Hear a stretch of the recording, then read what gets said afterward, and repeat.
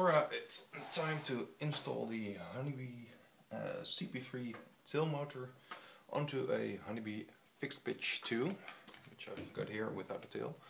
For this we need a tail boom, a pair of engine wires, a tail fin, the CP3 tail engine and heatsink, don't forget this one, the tail rotor and the little screws that come with them. Okay, first thing you've got to do is install the wires through the tail boom. Just feed them here through the little hole. You may want to straighten out these wires before you put them in, or they're going to get stuck somewhere in the middle and you have to start all over again until they come out to the other side. Then just gently tug on them, make sure the connector doesn't slip into the tail boom or you're going to have to pull it out and start all over again. Then you install the tail fin. Just feed the wires through the tail fin like so. Come on, like this. Just gently tug on them and install it until you can see the little hole through here and here. Then you take one of these little screws and just fit the thing. Oh. If you're not sure if you're in the correct hole, you can just look on the other side. If you see a hole here, there's one also on the opposite side, and you can just fix it like this. Next thing you have to do is install the motor. I'm not going to attach the wires to the motor until I'm completely done. You need to solder this. And don't install the tail fin, the heatsink until you're completely done. It makes it a bit easier to solder the wires on, just so you know. The tail motor has 3 holes. You just need to align them with the 2 screw holes that are here. Just rotate them until you see the holes like so.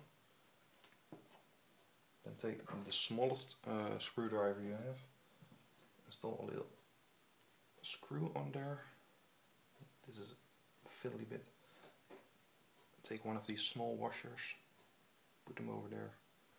I don't know if it's necessary to Loctite these, but I'm not going to do that. I'll see if it drops off or not. And then just gently screw it in there, just snug it up a bit. Don't tighten it yet. Just put on the other one, like so.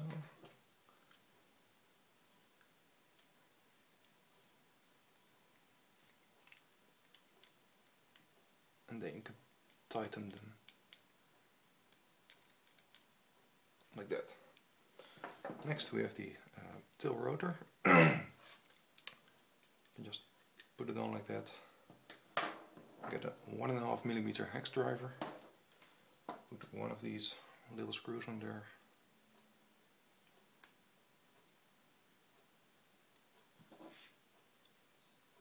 And just feed them in. Don't tighten them.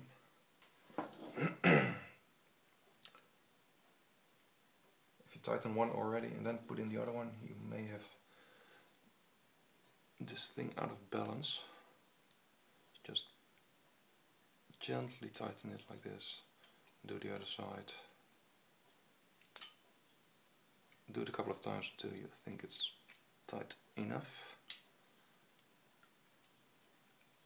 Like so. Then you can just pull on this end until the wires are the way you like them. And all you need to do is solder these wires to the motor. And then get the extra bit of wire out like this and add the heatsink, and then you're done. Then all you need to do is put the tail boom back into the frame. I can show you like this. What I like to do is remove these 2 screws, or just loosen them completely, loosen these 2 slightly, and then you just pry the frame open a bit. You can First feed the wire underneath the servo wires like this. Insert the tail boom a bit.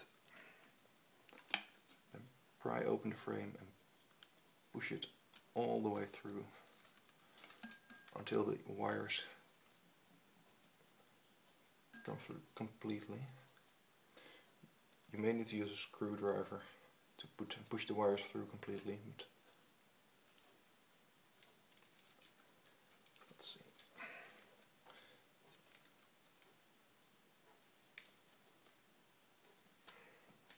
Or you can just pull on here a bit, like so. Then you need to align the tail boom, make sure it's horizontal. And then you'll see a little hole through here. I need another one of these screws. Just tighten these up and then tighten these back up. Reinsert your 4-in-1. I like to remove the 4-in-1 because it makes it easier to get to this part of the frame. Put back the wires and try it out. Make sure you readjust your 4-in-1. So readjust the proportional and the gain, so you make sure it's set up completely, and then you can fly it.